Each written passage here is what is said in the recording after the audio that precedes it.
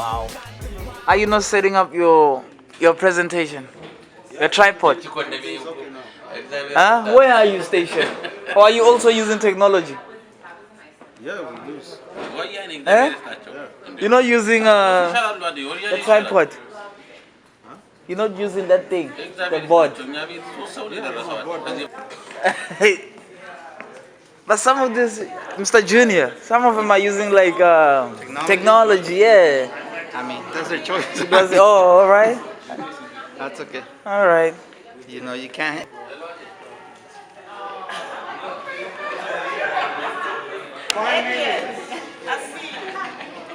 The bouncer. Hi everyone. Hello. We're gonna start with 5 minutes, okay? Benin is gonna start.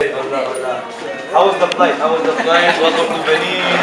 I mean, the weather here is really nice. The weather is nice, right? Yeah, the weather is nice. No jet lag, no jet lag. I love your taxis here. Oh yeah. Yeah, sure. Yeah, sure. Go there. Oh no, give me ready. Are you ready, sir?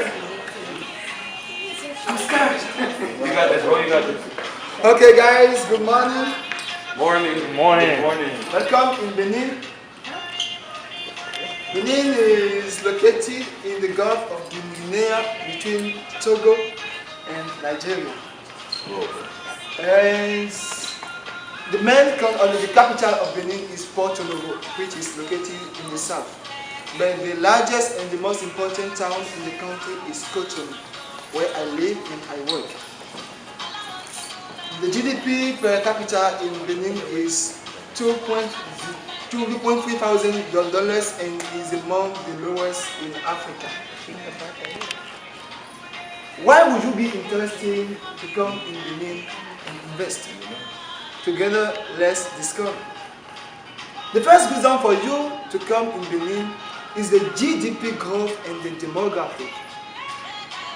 You can see here that the GDP growth was very strong in Benin during the 10 last years. And with an average of 4.5%, making the fast growing country, or let's say among the fast growing countries in the world.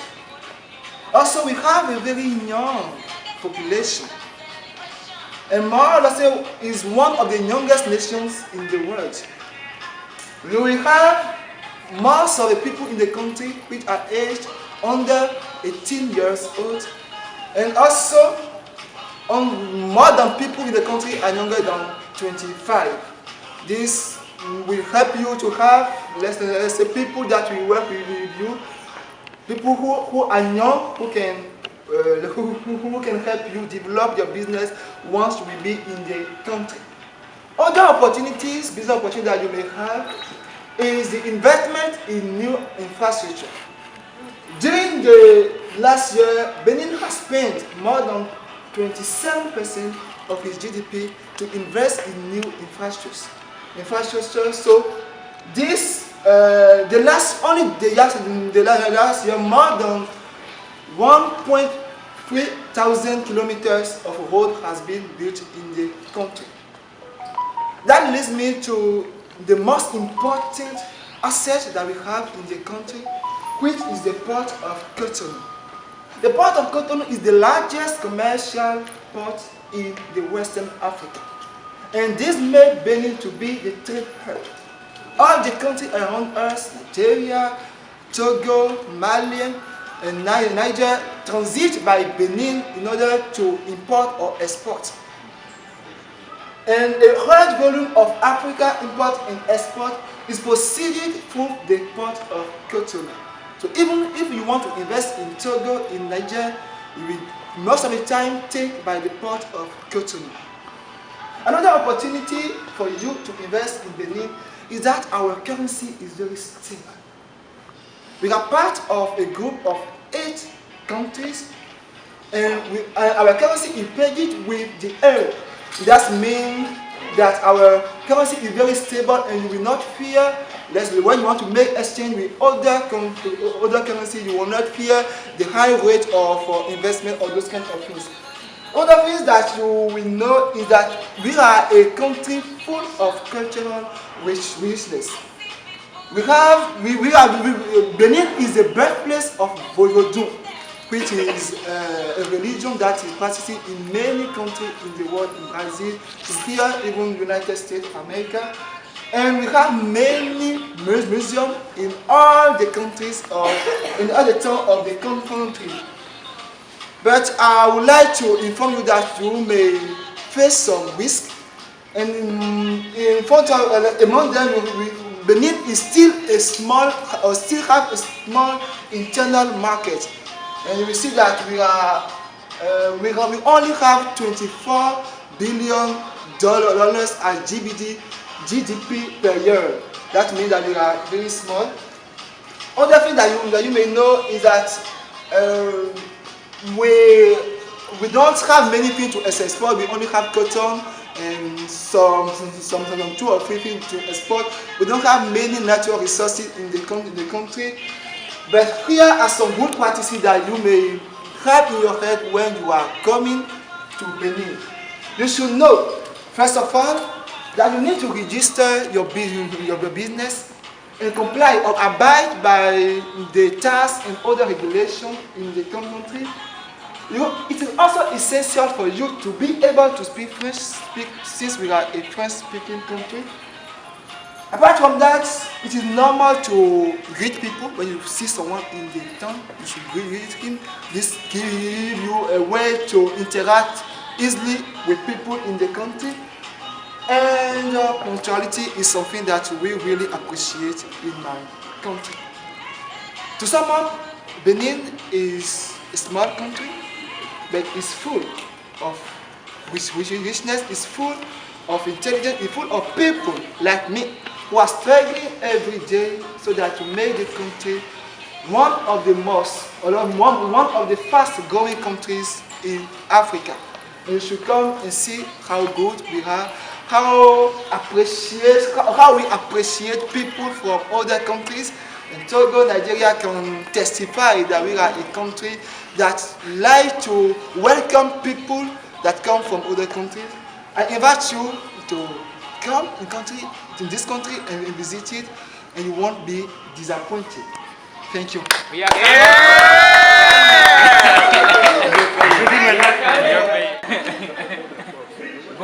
Presentation, the layout of the presentation is based on where we started, how economy started, how everything evolved from Botswana. At the center and at the core of our economy and our country has always been about beef, about our meat. Initially, Botswana was the lowest in terms of revenue, in terms of resources. And I think it's also worth mentioning that Botswana has started. Initially, it's one of the few countries, if not the only one in Africa that was not colonized. It was a protectorate, it was protected by the United Kingdom from being colonized, right? So they didn't know we had these other resources. They only knew about our beef and they didn't really care much about our beef. So initially Botswana started with the beef, and this beef evolved from beef to mining. Botswana right now is one of the biggest diamond exporters across the world. And our tourism also plays part in our economies. These statistics are what do you call them? What's the right word I'm looking for? The English word that I'm looking for. This is what they each contribute towards the GDP of the entire country, right? And when you look into this side of the board, what I did was take you through all the products that we have and what they need. We started with the beef situation going into. Fun fact, almost forgot this. The University of Botswana was started by each and every Botswana contributing at least one cow towards building the university. Wow. So this is why at the top of the emblem we have a head of a cow, right? That's one of the fun facts.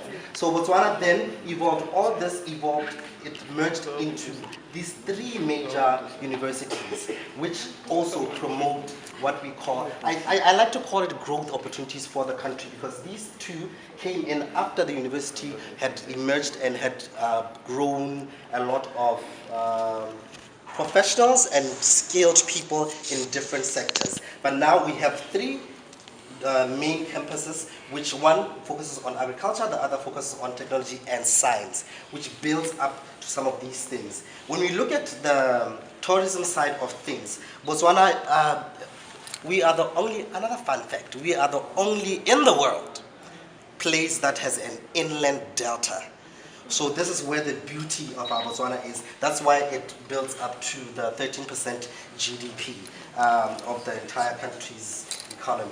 As we grow up, what you see is here, the EU is our biggest buyer of our meat, with Belgium at 949 million US dollars per annum as our buyer of our diamonds. Fun fact again, Botswana had the largest diamond discovered last year. If I'm not mistaken, it was about 1,001 carats. That's how they measure it. And then this side, like I said, shows how we have evolved into who we are as a country and how we've built a very stable economy and how we keep on growing. Our economy grows, from my recollection of my statistics, our economy grows almost every single year by at least 6.5%. And with the year 2021 sitting at 9.7% of growth, right? And when you look at the growth opportunities side of things, part of the reason why we encourage people to come to Botswana is that, one, Botswana is, and I can say this confidently, is the most stable country in Africa in terms of economy, hands down. Chief Marketing Officer. And then we have also this is what I just decided to pick one part of the growth opportunities for the economy. We have the only one brewery in Botswana where we produce one beer, and then a traditional beer that is across Africa. I think Zimbabwe has it, South Africa has it, Tanzania I heard has it as well. We call it Chigugu. But there's plenty of room for growth in that aspect. So that's what it is. I think in between 2017 up until last year, we had what we call the alcohol levy. And what that meant is that we had increased alcohol prices to make sure that we get back into the economy. And we made about 245 million US dollars that went back into the country's growth. And why should you come and invest in Botswana? One, like I said, we are the most stable economy. We are the most fastest growing economy. We have the most stable political landscape. We have the most stable, we have the highest literacy rate of, I'll give you the rates. I don't have them right now, but my time is up. So thank you for coming to Botswana. Question. Yes. All right. So because in Junior's words, there's going to be investment stuff, so we're going to throw some investment questions now. To the point that you mentioned that in 2021, or like on average, it goes 6%. Yeah. Based on the African Development Bank, the economy actually contracted by 8.9% in 2020. That makes sense, COVID. But at the same time, it also mentioned that on the supply side, mining output has declined significantly, mainly due to falling global demand for diamonds. Right. Now, if the Botswana's economy is highly dependent on diamonds, what do you think it can do to diversify its economic activity such that it could replace that dependence on diamonds? That's a very good question, Junior. But what I wanted to highlight in the space of the opportunities is that we have other businesses that have not been explored.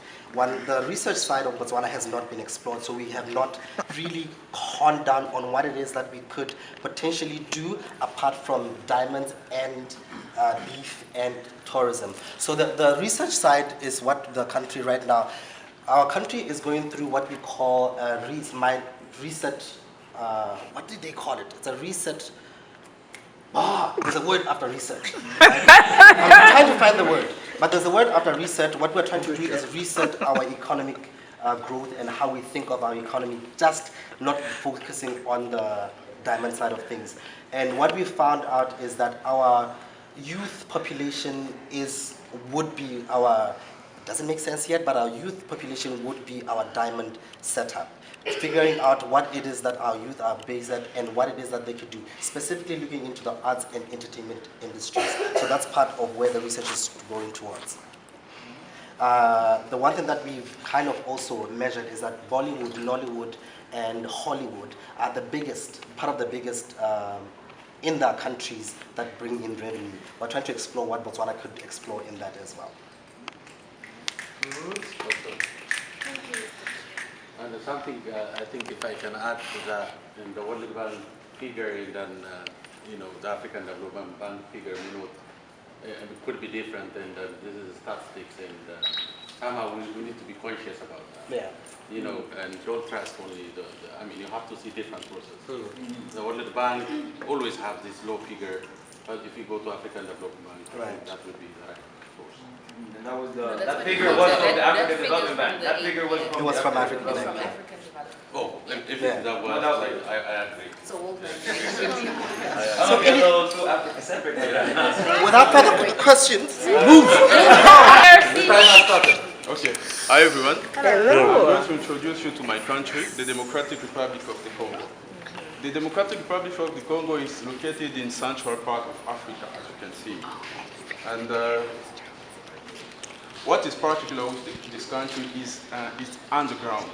It's very rich with mineral ore deposits like copper, cobalt, diamond, coltan, lithium, and the export of mineral resources is valued at more than $17 billion per year.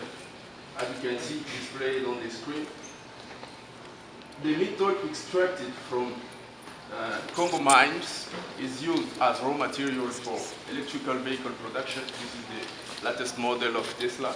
It's used also for the production, the manufacturing of smartphones. This is the latest model of iPhone. And also for game console production. As you can see, this is a commercial video of Xbox that mentioned. Joe, do you mind just moving because we can't see? Thank you. Okay. Hey, it's technology. When you speak, man, put yourself at an angle. So as I said, the annual export of metal extracted from the Congolese underground is valued at more than 17 billion USD per year. So there's still wide opportunities for investment here. So let me now give the speech to my fellow Fernando. Okay. Thank you. We do not have only minerals in Congo. The other particularity of Congo is its potentiality in terms of lands. The country is almost 2 million square kilometers, 60% is made of forests, but we still have 80 million hectares of arable lands. And as you can see, we have forest cultures, forest crops, and also agricultural crops. For forest crops, we are involved in so many crops, and you can see the production of tires is from Congo. And also so many crops like maize, which produces food crops, which produces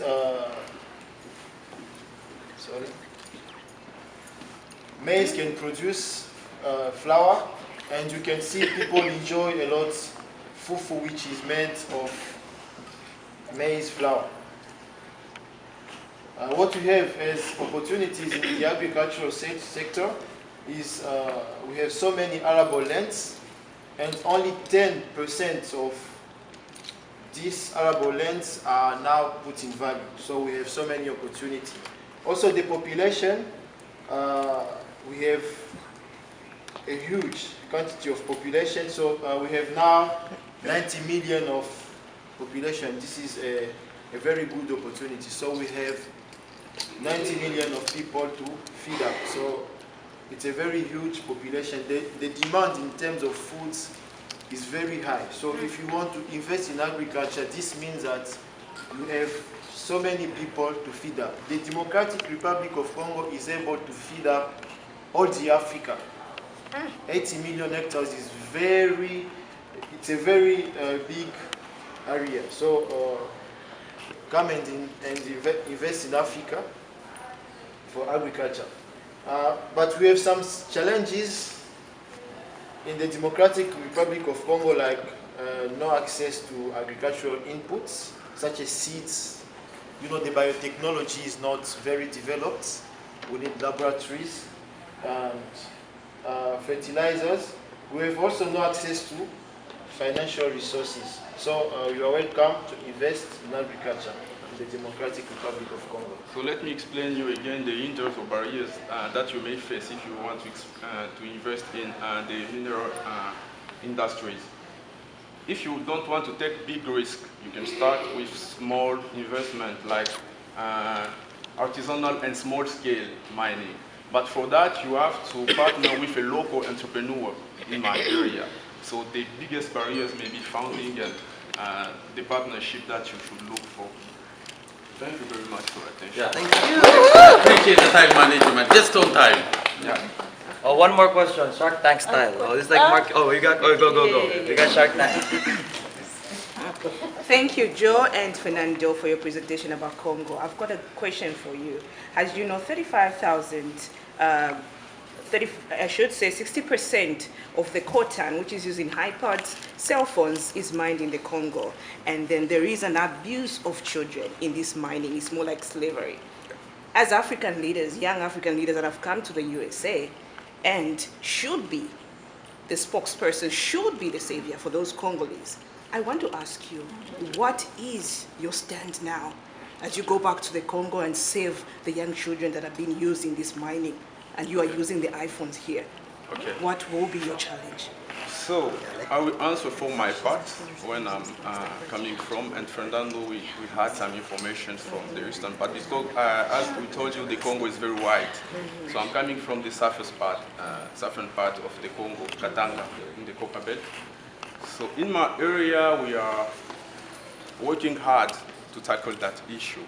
So there are initiatives like Pewee Cobalt, an initiative that has taken out the miners from cobalt carriers. So now, nowhere in Katanga, you will find a child under 18 working in mineral, artisanal, and small-scale industry.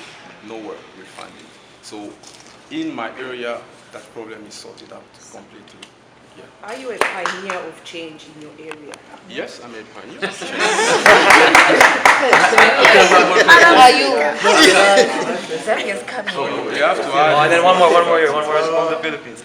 I'm from the Philippines. I'm from a chiefdom called Walungu Chiefdom. Now I'm working with the king of that chiefdom, and we created like a cooperative called Komiangwe. It means coopérative minière et agricole. The cooperative for mining and for agriculture. Now we are in partnership even with the USA. There are some people from a chiefdom who came here for the training. And what we are doing now is trying to track all the minerals which are coming from our chiefdom and are going in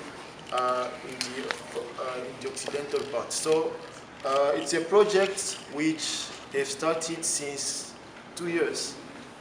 Although things are very different, you know, you can't control all these things, but I think we are evolving in tracking all the minerals which are coming from our parts. And let me tell you that this part is very rich, because every year we are discovering mining. You can buy a land, and maybe after 2 years they tell you this land is full of mining in the subsoil. The part is very rich, you can't imagine. Two important things to raise. First of all, I would imagine security should be one of the issues addressed in the challenge part. And the second issue is, if you depend on these minerals, think of Saudi Arabia, they have big oil reserve, and it's not useful anymore. And the government is planning to, pivot to the private sector. It has been controlled, and then that shows, we should not depend on these natural resources, because it is something that, it's not important anymore, and then you have to look for other opportunities, other avenues to maintain a stable economy. So what is your reaction to this? Yeah, thank you, Melaku. I think you are right. And if we have talked about what I'm doing now in my village, maybe this can be the real answer to your concern. So what I'm doing now, you know, so many small farmers, so many peasants don't have access to these minerals. Now what I'm doing now, we created a company called Mulangane Plus Company. Mulangane means let's protect each other. The aim of this company is to hire some people from a village in order to let them get some other revenues which are different from mining. And we are now dealing with clay minerals production and other stuff. I don't know if you know clay minerals. Yeah. Also, I'm deeply involved in agriculture. I hope you know it. We are producing maize at large scale, like 15 hectares. And this is a good example to all the peasants who are in my village, because they are now imitating us by considering agriculture as another source of revenue which is different from minerals. And the impacts are going to be step by step. Because you mentioned, fertilizer is one of the challenges in the country, and then yet fertilizer has a negative impact in the continent, right? We don't have to use fertilizers because it is becoming barren land. It's not producing anymore. If you keep on providing fertilizer to the land, then it won't give you, the yielding is deteriorating from time to time. So you mentioned lack of fertilizer as one of the challenges. I'm not sure of what you are saying. If I really catch you, I'm not sure of what you are saying.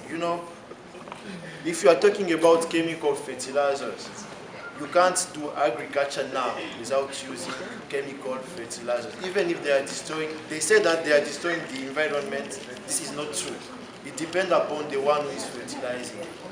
Now there are smart way of using fertilizers. I know really the theory in French. You can use coal-based fertilizers. Or organic. Not only organic, you have to combine both. Yeah, you can combine chemical and organic. I actually have some I think for the purpose of the event, we can continue the conversation after. It is just to start the conversation for other Q&A. I think for the PRC it will be very interesting. We'll do the Q&A for some more later. We can go to the next country. Yeah, I think we're gonna go with Congo. Congo. So right now, guys, we're gonna go to the Congo side. Right, Junior? Congo? Okay, so we are going Congo.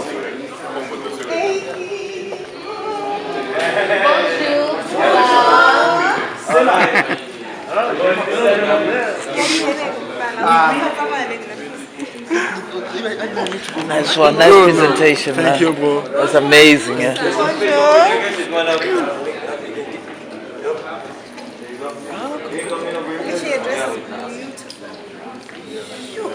Okay, attention. Okay, bonjour à tous. That's I will say good morning in French. Welcome to the Republic of the Congo. I am AE, I am a salesperson and digital marketer. I own an online office which is named SEMA.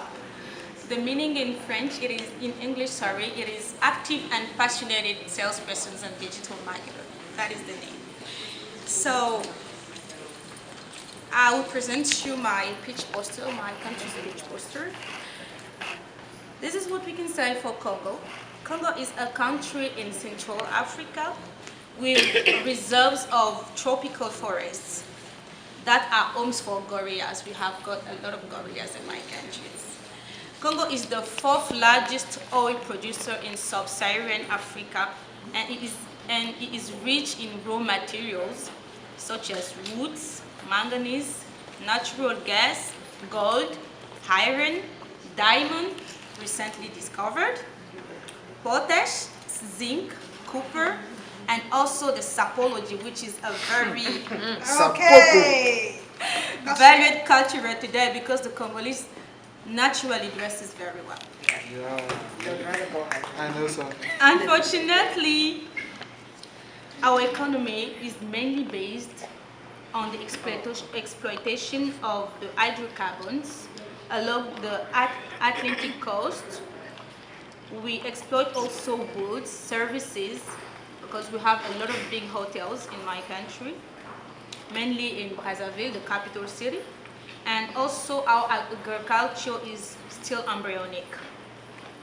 So far, the Republic of Congo has 5,518 million inhabitants for an area of 342 square meters, according to the World Bank survey. So this time, let's develop. The greatest business potential of the Republic of the Congo is in its civil society. For illustration, there are investors, entrepreneurs, and startups who have innovative ideas but do not move forward for the lack of adequate support. In so doing, the civil society becomes a niche for investors and can appeal to direct investment abroad. We produce and export products such as sugar, beers, woods, and cheese. So the story goes on. There are many obstacles to overcome in the Republic of the Congo for the foreign investor to be more motivated regarding the Congolese entrepreneurship markets. The list of obstacles is not exhaustive, but it is in social political obstacles such as bad governance, the interference of politics in all entrepreneurship staffs, prejudices and stereotypes, to name just that. So let's land now. Our country's educational system does not encourage the development of an entrepreneurial culture. Nowadays, people are still stigmatized by the lack of the academy level. But yet, successful graduates are those who are mostly bankrupt when it's come to entrepreneurship. In summary, the good practices to implement when doing business in my country is to invest in civil society, as mentioned before.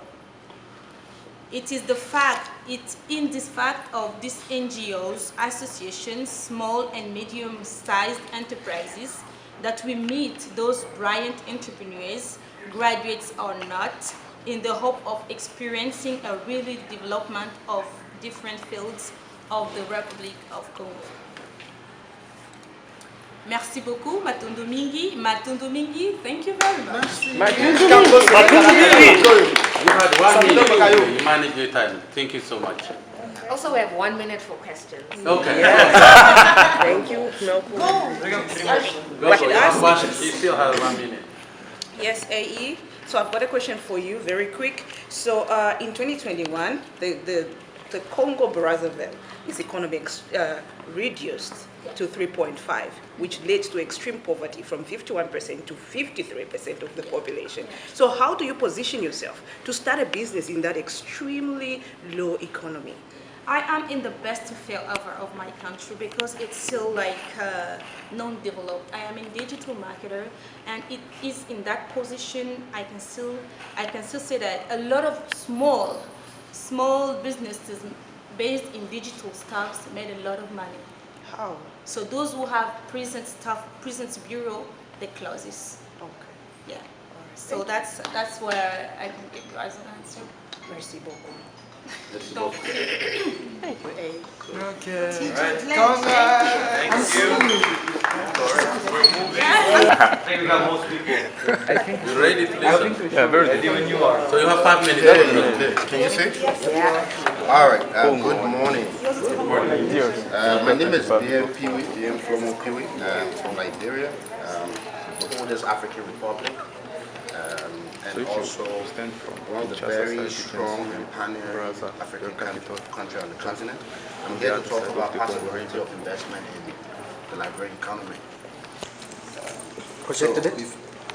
Project your voice. Okay, thank you. I'll project my voice.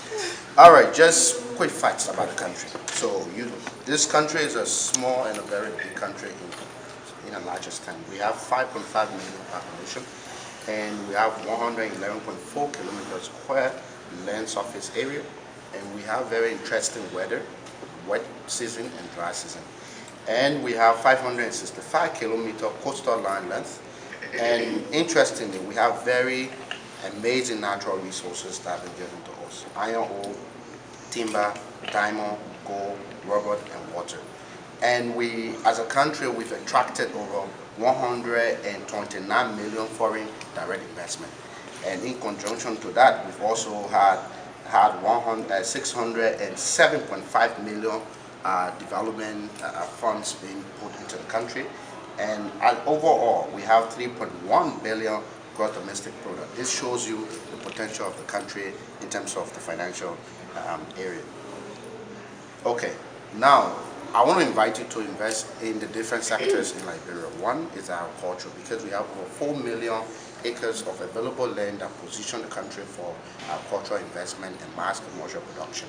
And as a country, we also looking into attracting investors in the infrastructure and logistics, because we sit right within the west coast of Africa that connects to major cities like Abidjan, Freetown, and that of Conakry, that gives you access to, to take your business in any of those cities. And we're also looking into light manufacturing. Anyone that have an interest in investment into powering, we have wonderful watches that you can make use of to distribute light across the region. And we're famously known for having really amazing natural resources like the iron ore and diamond. And we've put in place a strategy and government-friendly policy to support investors in that direction. And for you as an investor, we have created a very conducive business climate to suit your investment. One, we have a strong political stability. We have low cost of labor that encourage your investment, and as well as we have access to regional markets. We've signed treaties with regional trade organization and international trade organization that makes your transaction or your financial dealing very easy. And we also have minimal restriction of the repatriation of profits on every investment that you have. And as a country, we have a youthful population that provides you the labor force to invest in this country. And we also have investor-friendly government policies that enable your investment to be secure. And finally, we also have a dual currency regime. So we have the Liberian dollars and the US dollars. You do business in the Liberian dollars, you do business in the US dollars. You don't have to struggle with the profit loss in terms of exchange. And we've also, adopted some very amazing business practices that we would love to share. One is the one-stop shop. So that tells you that we're open for business.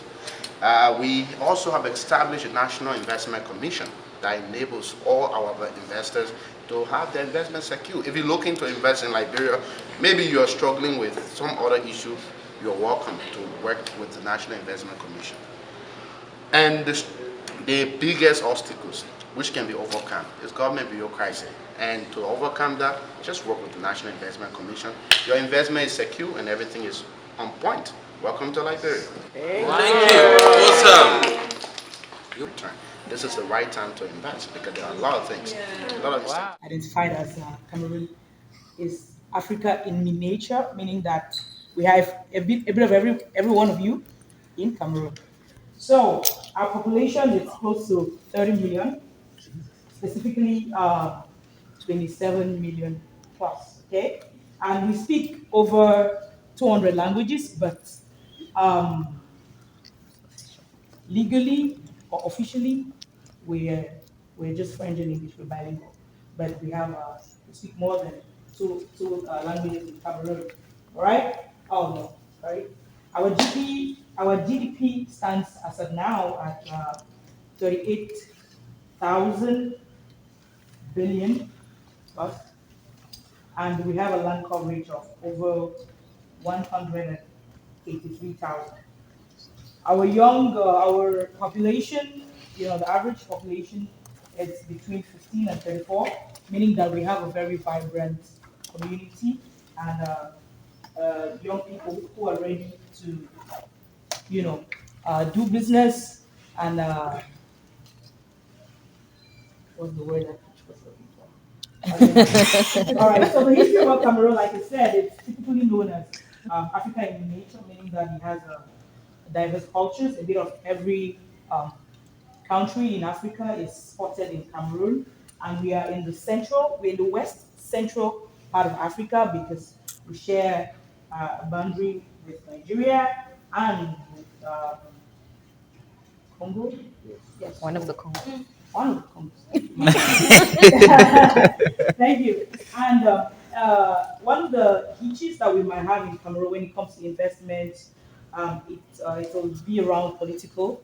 But it's the barrier might be political, but what we can solve that way is the people. You know, we have young people or we have a population who are ready and willing and pushing to want to be developed, to want to do more, to want to explore, which most times breaks the economic barriers or the political barriers, sorry, that we have. So I can tell you for free that investment in Cameroon is very welcome because your investing has to do with the people.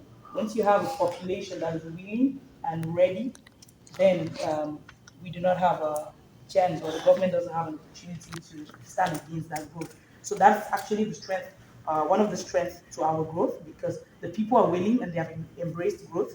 So that's why Cameroon is very important for you to invest. So we keep going, right? One of the biggest investment pillars in Cameroon is agriculture. Now we have two seasons, which is the rainy and the dry season, and we have a great soil in Cameroon, so we can practically grow anything. I think if we could, we could grow human beings. We grow anything from both food and livestock, and this gives us an opportunity to be more to have an open market because people must eat, right?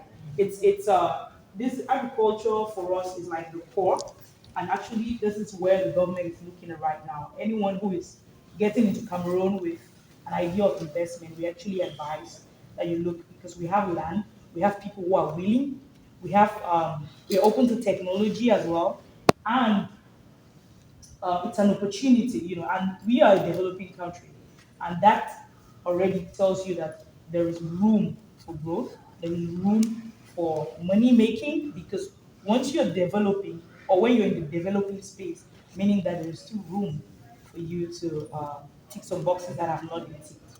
So agriculture is one part that I would greatly advise that you can come in with if you do not want to, go ahead and be thinking of too much.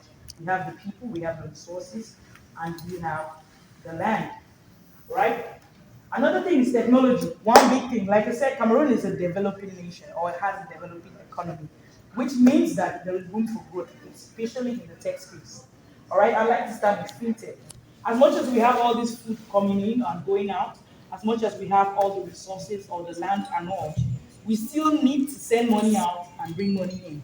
We still need to move money from one part to the next. Oh, my 5 minutes almost out. All right, but we are open to fintech in all areas, from blockchain to payment, exchange, research, digital money, online banking, and investment and fund crowding. I'll just rush over this. I'm so sorry. Education technology is another thing that is a big thing in Africa, in Cameroon and everybody. Simply because the COVID-19 and the socio-political stretch that we had for the past 5 years has given us an opportunity. So we have young people who need to learn the skills that we need for the future economy or for the future generation. And education, if you invest in education, you are impacting them with the skills that they need. And since COVID has taught us that we can learn without necessarily coming to class or sitting in one place, then I feel like this is a big opportunity, which is where I thrive, which is where my business is, because I empower young women with digital skills to be able to use that skills to grow their businesses. And this is a very big opportunity for an investor. And then we have technology in the space of health. Of course, given that we're a developing nation, we're growing, we also have some shortcomings when it comes to the health sector. And tech, like I said, is crossing across board, and we're not leaving out the health. We still have enough room for investors who feel like they are more drawn to the health space to provide different digital opportunities that cuts across health. It could be digital pharmacies, medtech, cybersecurity in the space of healthcare, digital symptoms checking, which is virtual consultations and all of that. So that is that for health. Of course, like I said, agrotech is the same as, it's not the same, but it's bringing technology in the agri-space, given that we are very potent in that area. All right, and then another thing, this is a bit too much information, but another thing that Cameroon is very potent about is oil. We in 2013, I think we got the victory against Nigeria, and we were handed over peacefully the Bakassi Peninsula, right? Thank you very much, my Nigerian comrades. And it was very peacefully, and it gives us an opportunity to explore because we have raw material in the space of oil to explore and to use and to make some good money from. I wish I could go detailing into that, but since my time is running out. So some fun facts about Cameroon here. I mean, we pride ourselves as the best football.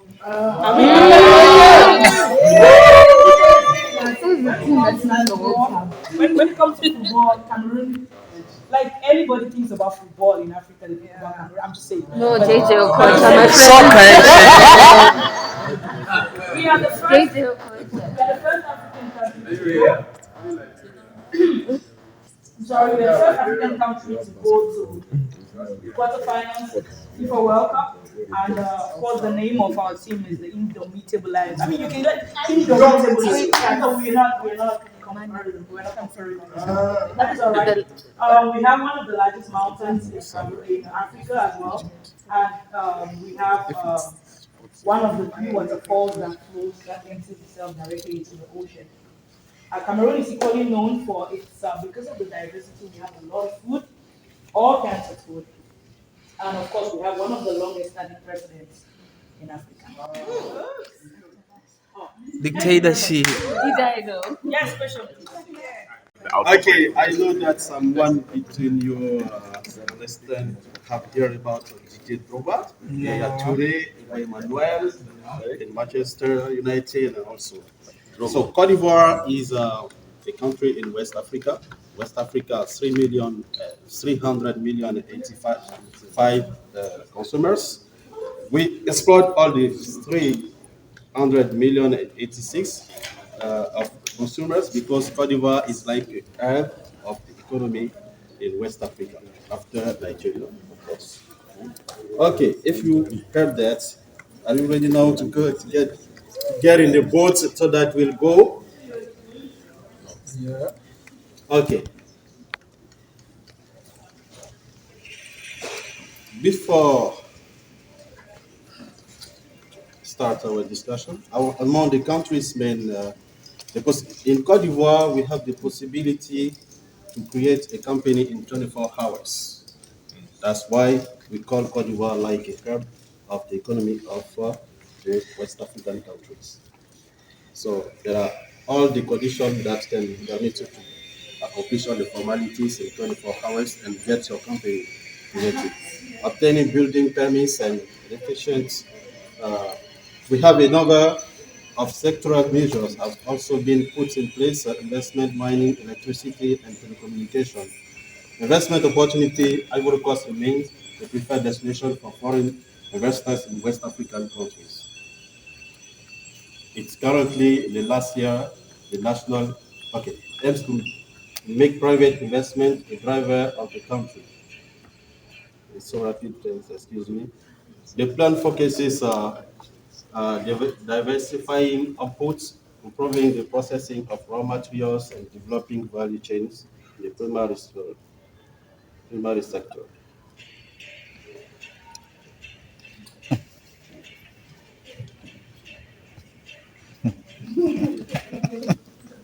There is also focus on infrastructures improvement with initiatives such as the Abidjan Urban Transport Projects and infrastructures that can be an opportunity for foreign investors.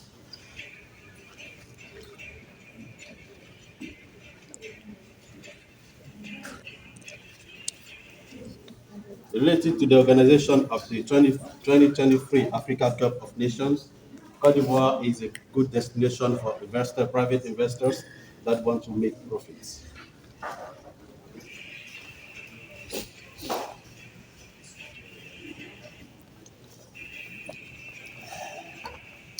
Ivory Coast suffered from electoral violence in 2010 and 2011, but the situation has been settled, and now the political climate is so good from 2012 to now.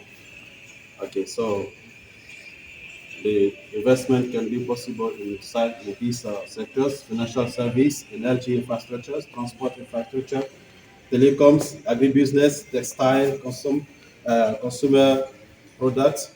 And there are 5 reasons to invest in Cote d'Ivoire. We are known for our hospitality.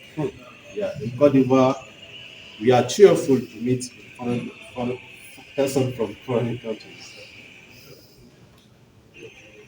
A regional economic power. Cote d'Ivoire has solid economic assets. It's also a sub-regional power. It contributes more than a third of YMO's GDP, accounts for 60%. It possesses infrastructure generated from the miracle called the miracle d'Abidjan. Agricole has grown the economic growth from 60 to 80, 1980, by massive investment from the last 9 years, the second largest port in Africa. And also, the last years, we are doing extension of our airports.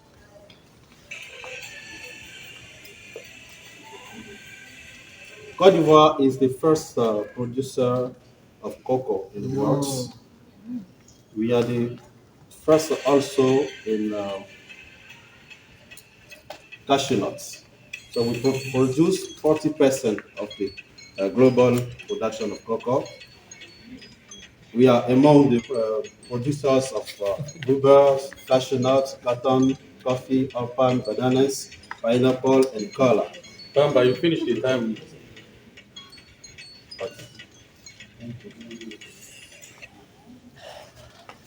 So, I have done what I can to explain you a bit what is our economic about. So, if you have questions, I'm ready to answer. I think one thing that we missed, what are the challenges to invest in your country? In my country, today we are called like the hub of the economy in West Africa. If foreign investors are more interested to Cote d'Ivoire because there are security. We in West Africa we know terrorists in the countries around like Mali, Burkina Faso, and so on. But in Cote d'Ivoire there is stability and security. This is a good occasion for investors to be quite well invested in Cote d'Ivoire, and also we have. Can you repeat the question again? The challenges. Yeah, the challenge. I cannot say that we have challenge like that because we have identified all the conditions. You can create a company in 24 hours. Yeah. Okay. I know that you're a French-speaking country, and what does it look like for English speakers? Like, if I'm an investor, I'm an English investor, I want to invest in the country. I'm looking to understand how does your language barrier, how is the government addressing the issue of language barrier? The language barrier, I think we don't do. We treat everybody like the same. As I say in the introduction, we are a country, we are a hospitality country, and we used to treat everyone by the same way. No distinction of language. Sorry, but the language. You're not getting me. What I'm saying, like back home, we have a commission, right? If you're a French speaker or you are maybe a German speaker, if you're an investor, the commission responsibility to ensure that there's a proper, translator that is assigned to you to guide you to. You understanding me? So when you come to Cote d'Ivoire and you are a foreign, you are English speaker, we have the center called CPC that can delegate traducer to you, someone that will translate your speeches during all the session that will participate in all the meetings that we'll do. So all the conditions are clarified there in this center called CPC. Is there also that you can create the company in 24 hours? Okay. Awesome. So you're using FCA, right? And then your export is going through France. So do you have this problem, you're paying tax for colonial advantage? I haven't seen French-speaking countries talking about this. So isn't it a disadvantage? What are you doing, and what is the government doing to address this? We, in the human being,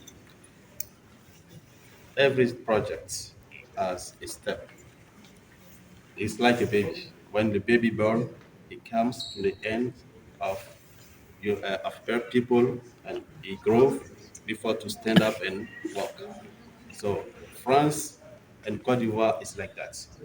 France has been the colonizer of Cote d'Ivoire.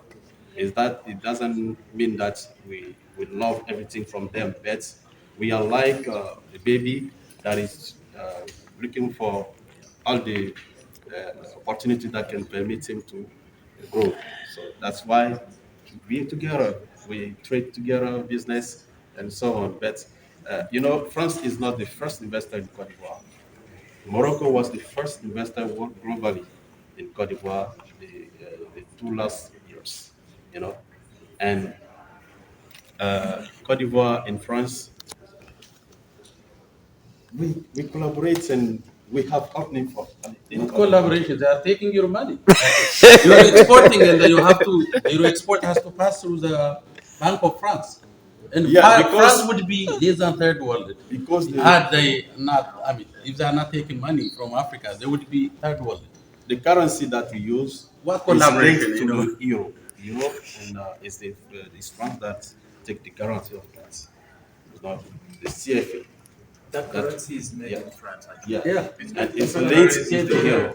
So that's why. I think if you want to react, I think you can help. There is a crisis between you and France because of the currency you are using, not only in Côte d'Ivoire, but most of French-speaking countries. We have 8 countries that use the CFA. Yeah, a lot of French-speaking countries. So how do you intend to mitigate that risk? Because one day, it's a serious issue with currency. Not only in Côte d'Ivoire, but in in your own Brazil and Cameroon and other countries. Okay, So this how issue, do you I think, mitigate that? we work a lot with the sub-regional institution called ECOWAS. That is a free zone, a free trade zone. And ECOWAS, last year, they declared that in 2024, there will be a new currency for West African countries that makes use CFA. They want to, I think they Yes, want the to. same thing I wanted to elaborate on. So currently, ECOWAS is setting up a currency that is called ECO. ECO will be a common currency for all the West countries of African West Africa, countries. 15 countries. Is it practical now? Yes, it is going on currently. So decisions have been taken in that regard to make sure that all the French-speaking countries, get out of the grips of France. So it's something that is going on right now. So yeah. I love that. Thank you. Yeah. Thank you. In your presentation, you mentioned cocoa, and you said you are the first. Yeah. I think this is wonderful. This is good. Yeah, but I think if I analyze this, I consider cocoa not as a food crop because you can't feed up your children with cocoa. You need to have other crops like maize. These are food crops in terms of supplying nutrients. Why didn't you mention them? This means you import these food crops, or you are producing by yourself. Why didn't you mention these food crops like maize, beans, and other food crops? Because they are very important. Cocoa is like an industrial crop. Okay, I will Okay, I will answer to your question. You know, my presentation is done on 15 minutes. 15 minutes, and I have all the introduction of all this stuff. We produce maize. Even my tribe, we produce a lot of quantity of maize, and we another agricultural needs also. It doesn't mean that we produce only cocoa. We have a large space of lands that we use in Côte d'Ivoire. So we have diverse cultures, agricultural needs that we take. Yeah. So, it's in my presentation that you should be proud of it. 5 minutes is so short. Yeah. You should be proud of it. If you produce, We you produce some maize, other crops. we produce rice and everything. Yeah. Because this cocoa, I'm not sure it's Côte d'Ivoire who consumes it. Yeah. Maybe it goes in Europe and America, but I'm not sure Côte d'Ivoire people consume this cocoa. We consume cocoa. We are. Are you the first managing, consumers? the government is managing to install a letter in the industry of transformation of cocoa in our country, so that we can export now instead of exporting cocoa in France before to be transformed in these varieties in other countries. So we have the industry is putting in place. So in some years you will see a big industry of the national cocoa in our country. And don't forget, we export electricity in 5 countries around us in West Africa. That make us the biggest. That is not a good thing to say, but I think one of the things we really are intentional about is really making people understand the context that we're currently live in. Vast opportunities, thriving economy, not really thriving, but developing economy, right? But there are some teething problems. There are some really deep challenges that are tainting, that are really polluting our image, and something that we want people to be aware of when they come into the country. Want to offer solutions, but also to be able to help us. I got the power.